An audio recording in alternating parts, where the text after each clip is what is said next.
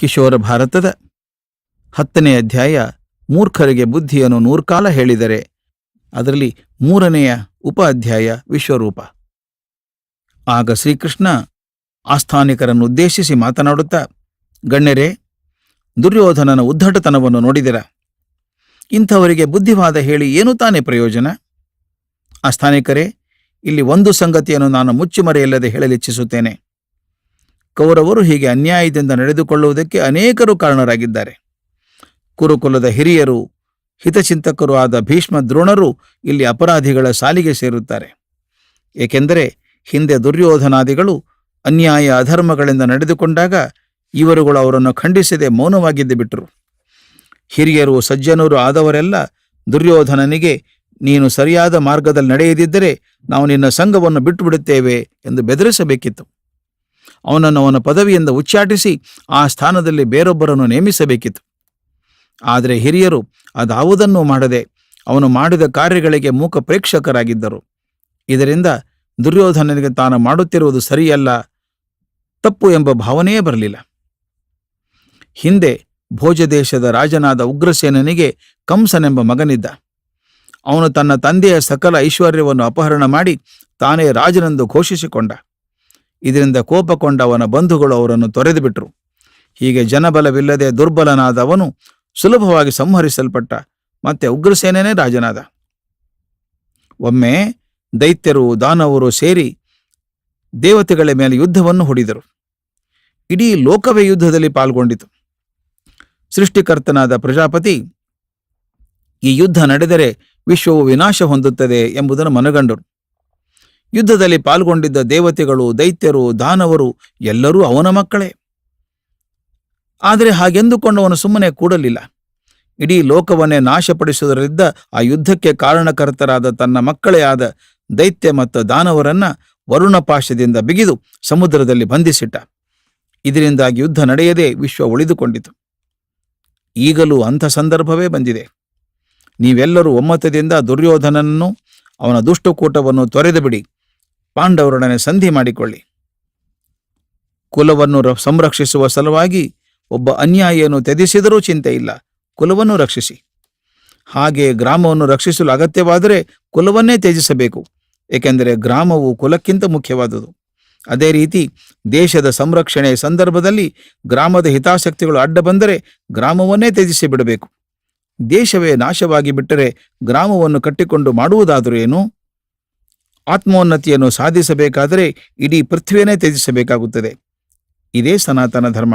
ಆದುದರಿಂದ ಈಗ ಕುರುಕುಲವನ್ನು ಉಳಿಸಿಕೊಳ್ಳುವ ಸಲುವಾಗಿ ದುರ್ಯೋಧನ ತ್ಯಜಿಸಿದರೂ ಚಿಂತೆ ಇಲ್ಲ, ನಿಮ್ಮ ಕುಲವನ್ನು ರಕ್ಷಿಸಿಕೊಳ್ಳಿ ಎಂದ. ಸಭಾತ್ಯಾಗ ಮಾಡಿದ್ದ ದುರ್ಯೋಧನನನ್ನು ಧೃತರಾಷ್ಟ್ರ ಬಲವಂತದಿಂದ ಮತ್ತೆ ಸಭೆಗೆ ಕರೆಸಿಕೊಂಡ.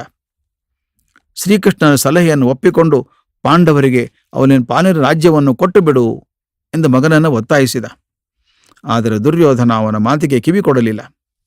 ಮಾತು ಮಾತಿಗೂ ತನ್ನ ತಪ್ಪನ್ನು ಎತ್ತಿ ಹೇಳುತ್ತಿದ್ದ ಶ್ರೀಕೃಷ್ಣನ ಮೇಲೆ ಅವನಿಗೆ ಅಪಾರವಾದ ಕೋಪ ಬಂದಿತು. ಅಲ್ಲದೆ ಹಿಂದಿನ ದಿನ ತನ್ನ ಆತಿಥ್ಯವನ್ನು ಧಿಕ್ಕರಿಸಿ ಶ್ರೀಕೃಷ್ಣನು ತನ್ನ ಅಭಿಮಾನಕ್ಕೆ ಪೆಟ್ಟು ಕೊಟ್ಟದ್ದರಿಂದ ಅವನು ಕೆಣಕಿದ ಹಾವಿನಂತಾಗಿದ್ದ. ಶ್ರೀಕೃಷ್ಣನಿಗೆ ಹಸ್ತಿನಾವತಿಯಲ್ಲಿ ದೊರೆತ ಅಭೂತಪೂರ್ವ ಸ್ವಾಗತವನ್ನು ಕಂಡು ದುರ್ಯೋಧನನಿಗೆ ಗಾಬರಿಯೂ ಆಗಿತ್ತು. ಆದ್ದರಿಂದ ಶ್ರೀಕೃಷ್ಣನನ್ನು ಬಂಧಿಸಿ ಬಿಡಬೇಕೆಂದು ಆತ ಯೋಚನೆ ಮಾಡಿದ. ಶ್ರೀಕೃಷ್ಣನನ್ನು ಬಂಧಿಸಿದರೆ ಪಾಂಡವರ ಧೈರ್ಯ ಉಡುಗಿ ಹೋಗುತ್ತದೆ, ಅವರು ತನ್ನೊಡನೆ ಯುದ್ಧ ಮಾಡುವ ಸಾಹಸವನ್ನು ತೋರುವುದಿಲ್ಲ ಎಂಬುದು ಅವನ ಎಣಿಕೆಯಾಗಿತ್ತು. ಅವನು ತನ್ನ ದುಷ್ಟಕೂಟವನ್ನು ಕರೆದು ತನ್ನ ಯೋಚನೆಯನ್ನು ತಿಳಿಸಿದ. ದುರ್ಯೋಧನನ ಭಟರು ಶ್ರೀಕೃಷ್ಣನನ್ನು ಬಂಧಿಸಲು ಸಿದ್ಧರಾದರು. ದುರ್ಯೋಧನನ ಈ ಮಹಾಪಾತಕವಾದ ಯೋಜನೆ ಭೀಷ್ಮ ದ್ರೋಣಾದಿಗಳಿಗೂ ತಿಳಿದು ಅವರು ಬೆಚ್ಚಿಬಿದ್ದರು. ಶಾಂತಿ ಸಂಧಾನಕ್ಕಾಗಿ ಬಂದ ಮಹಾತ್ಮ ಕೃಷ್ಣನನ್ನು ಕಟ್ಟಿ ಹಾಕಲೆತ್ತಿಸುವುದನ್ನು ಕಂಡು ಅವರಿಗೆ ದಿಗ್ಭ್ರಾಂತಿಯಾಯಿತು. ಧೃತರಾಷ್ಟ್ರ ಗಾಂಧಾರಿಯರಂತೂ ಮೂರ್ಛಾವಸ್ಥೆಯೇ ಉಂಟಾಯಿತು. ವಿದುರ, ದುರ್ಯೋಧನ, ನೀನು ಇದುವರೆಗೆ ಅನೇಕ ಕುತ್ಸಿದ ಕಾರ್ಯಗಳನ್ನು ಮಾಡಿದ್ದೀಯಾ. ಆದರೆ ನೀನೀಗ ಕೈಕೊಂಡಿರುವ ಕೆಲಸ ಅದೆಲ್ಲಕ್ಕಿಂತ ತುಂಬ ಹೀನವಾದುದು. ದೂತನಾಗಿ ಬಂದವನನ್ನು ಬಂಧಿಸುವುದು, ಅಪಮಾನಿಸುವುದು, ಶಿಕ್ಷಿಸುವುದು ಇವೆಲ್ಲ ರಾಜಧರ್ಮಕ್ಕೆ ವಿರುದ್ಧವಾದುದು. ಅದಲ್ಲದೆ ಶ್ರೀಕೃಷ್ಣನೆಂದರೆ ಯಾರು ಎಂಬುದನ್ನು ಅರಿಯದೆ ನೀನು ದುಸ್ಸಾಹಸಕ್ಕೆ ಕೈ ಹಾಕುತ್ತಿದ್ದೀಯಾ. ಶ್ರೀಕೃಷ್ಣನು ಸಾಕ್ಷಾತ್ ವಿಷ್ಣುವಿನ ಅವತಾರ. ದುಷ್ಟರನ್ನು ಶಿಕ್ಷಿಸಿ ಶಿಷ್ಟರನ್ನು ಪರಿಪಾಲಿಸುಗೋಸ್ಕರ ಈ ಭೂಲೋಕದಲ್ಲಿ ಜನ್ಮ ತಾಳಿದ್ದಾನೆ. ಶ್ರೀಕೃಷ್ಣನ ಸೋದರ ಮಾವ ಕಂಸನು ಮಹಾಪರಾಕ್ರಮಿಯಾಗಿದ್ದವನು, ಆದರೆ ಅಷ್ಟೇ ಕ್ರೂರಿಯೂ ಆಗಿದ್ದನು. ಅವನು ತಂದೆ ಉಗ್ರಸೇನನನ್ನು ಸೆರೆಮನೆಯಲ್ಲಿ ಕೂಡಿ ಹಾಕಿ ತಾನೇ ರಾಜ್ಯವಾಳುತ್ತಿದ್ದನು.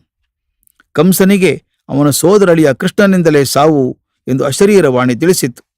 ಅದಕ್ಕಾಗಿ ಅವನು ಶ್ರೀಕೃಷ್ಣನನ್ನು ಕೊಲ್ಲಬೇಕೆಂದು ಪೂತನಿ ಎಂಬ ರಾಕ್ಷಸಿಯನ್ನು, ತೃಣಾವರ್ತ, ಶಕಟಾಸುರ ಎಂಬ ರಾಕ್ಷಸರನ್ನು ಕಳುಹಿಸಿದ್ದ. ಆದರೆ ಬಾಲಕ ಶ್ರೀಕೃಷ್ಣ ಅವರೆಲ್ಲರನ್ನೂ ಲೀಲಾಜಾಲವಾಗಿ ಕೊಂದುಬಿಟ್ಟ. ಹಾಗೆಯೇ ಕಂಸನು ಕಳುಹಿಸಿದ ಮುಷ್ಟಿಕ ಮತ್ತು ಚಾಣೂರರೆಂಬ ಜಗಜಟ್ಟಿಗಳನ್ನು ಸಾಯಿಸಿದ. ಕೊನೆಗೆ ಕಂಸನನ್ನು ಸಂಹರಿಸಿ ಉಗ್ರಸೇನನ್ನು ಮತ್ತೆ ಸಿಂಹಾಸನದ ಮೇಲೆ ಕೂಡಿಸಿದ ಮಹಾತ್ಮ ಇವನು.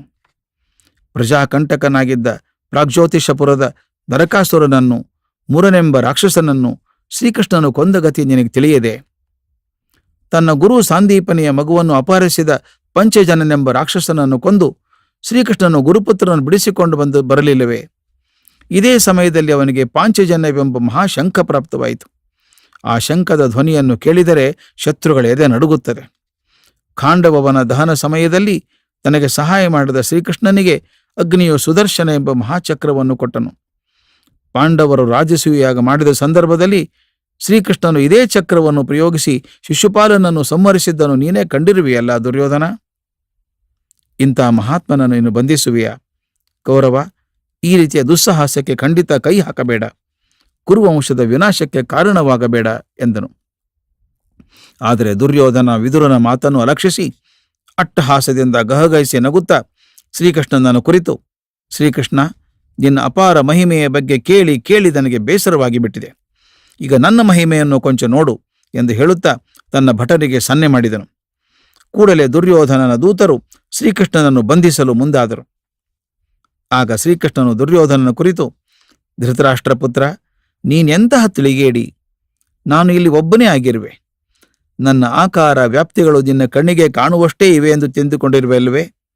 ನಾನೇನು ಮಾಡಬಲ್ಲೆ ಎಂಬ ತಿರಸ್ಕಾರ ಬುದ್ಧಿಯಿಂದ ನನ್ನನ್ನು ಬಂಧಿಸಲು ಯತ್ನಿಸುತ್ತಿದ್ದೀಯಲ್ಲವೇ? ಈ ನನ್ನ ವಿರಾಟ್ ರೂಪವನ್ನು ನೋಡು ಎನ್ನುತ್ತಾ ತನ್ನ ವಿಶ್ವರೂಪವನ್ನು ತೋರಿಸಿದ. ಕೂಡಲೇ ಶ್ರೀಕೃಷ್ಣನ ಶರೀರದಿಂದ ಕಾಂತಿಯುತವಾದ ಜ್ವಾಲೆಗಳು ಹೊಮ್ಮಿದವು.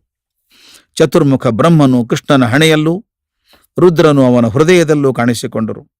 ಶ್ರೀಕೃಷ್ಣನ ಭುಜಗಳಲ್ಲಿ ಲೋಕಪಾಲಕರು, ಮುಖದಲ್ಲಿ ಯಜ್ಞೇಶ್ವರನು ಗೋಚರವಾದರು. ದ್ವಾದಶಾದಿತ್ಯರು, ಅಷ್ಟವಸುಗಳು, ಏಕಾದಶ ರುದ್ರರು, ಅಂಧಕ ವೃಷ್ಣಿಗಳು, ಅಶ್ವಿನಿ ದೇವತೆಗಳು, ಇಂದ್ರಾದಿ ಮರುತ್ತುಗಳು, ವಿಶ್ವದೇವತೆಗಳು, ಯಕ್ಷರು, ಗಂಧರ್ವರು, ಕಿನ್ನರರು, ಉರಗರು ಶ್ರೀಕೃಷ್ಣನ ವಿವಿಧ ಅವಯವಗಳಲ್ಲಿ ಕಾಣಿಕೊಂಡರು. ಶಂಖ, ಚಕ್ರ, ಗದೆ, ಹಲಾಯುಧಗಳು ಶ್ರೀಕೃಷ್ಣನ ಬಾಹುಗಳಲ್ಲಿ ಗೋಚರವಾದವು. ಚಂದ್ರ, ಸೂರ್ಯರು, ನಕ್ಷತ್ರಗಳು ಶ್ರೀಕೃಷ್ಣನ ಶಿರಸ್ಸಿನಲ್ಲಿ ಕಂಡವು. ಸೂರ್ಯ ಕಿರಣಗಳಷ್ಟು ತೀಕ್ಷ್ಣವಾದ ರಶ್ಮಿಗಳು ಕೃಷ್ಣನ ದೇಹದಿಂದ ಹೊರಟು ಎಲ್ಲರ ಕಣ್ಣುಗಳನ್ನು ಕುಕ್ಕಿದವು. ಶ್ರೀಕೃಷ್ಣನ ಈ ಮಹಾರೂಪವನ್ನು ಕಂಡು ಆಸ್ಥಾನದಲ್ಲಿದ್ದವರೆಲ್ಲ ರೋಮಾಂಚನಗೊಂಡರು. ಅವನನ್ನು ಬಂಧಿಸಲೆಂದು ಹೊರಟ ದುರ್ಯೋಧನನ ದೂತರು ಕಕ್ಕಾಬಿಕ್ಕಿಯಾಗಿ ಅಲ್ಲೇ ನಿಂತು ಬಿಟ್ಟರು. ಧೃತರಾಷ್ಟ್ರನ ಕುರುಡುತನವು ಕ್ಷಣಕಾಲ ಮಾಯವಾಗಿ ಅವನಿಗೂ ವಿಶ್ವರೂಪ ದರ್ಶನ ಪ್ರಾಪ್ತವಾಯಿತು. ಗಾಂಧಾರಿಯು ಕಣ್ಣಿಗೆ ಕಟ್ಟಿಕೊಂಡಿದ್ದ ಬಟ್ಟೆಗಳು ತಾವಾಗಿ ಕಳಚಿ ಹೋದವು. ಎಲ್ಲರೂ ಶ್ರೀಕೃಷ್ಣನಿಗೆ ಭಯಭಕ್ತಿಗಳಿಂದ ಅಡ್ಡಬಿದ್ದರು. ಪರಿಪರಿಯಿಂದ ಅವನನ್ನು ಸ್ತುತಿಸಿದರು. ನಂತರ ಶ್ರೀಕೃಷ್ಣನು ತನ್ನ ಮಹಾರೂಪವನ್ನು ಉಪಸಂಹರಿಸಿದನು. ಸಾತ್ಯಕಿ ಮತ್ತು ಕೃತರ್ಮರೊಡಗೂಡಿ ಋಷಿಗಳ ಅನುಮತಿ ಪಡೆದು ಹಿರಿಯರಿಗೆ ನಮಸ್ಕರಿಸಿ ಸಭೆಯಿಂದ ನಿರ್ಗಮಿಸಿದನು. ಶ್ರೀಕೃಷ್ಣನನ್ನು ಬಂಧಿಸಲು ಹೊಸುಗ ಕೈಯಲ್ಲಿ ಪಾಶಗಳನ್ನು ಹಿಡಿದು ಸಜ್ಜಾಗಿದ್ದ ದುರ್ಯೋಧನ ಸೇವಕರು ದಿಗ್ಮೂಢರಾಗಿ ಹಾಗೆಯೇ ನಿಂತಿದ್ದರು.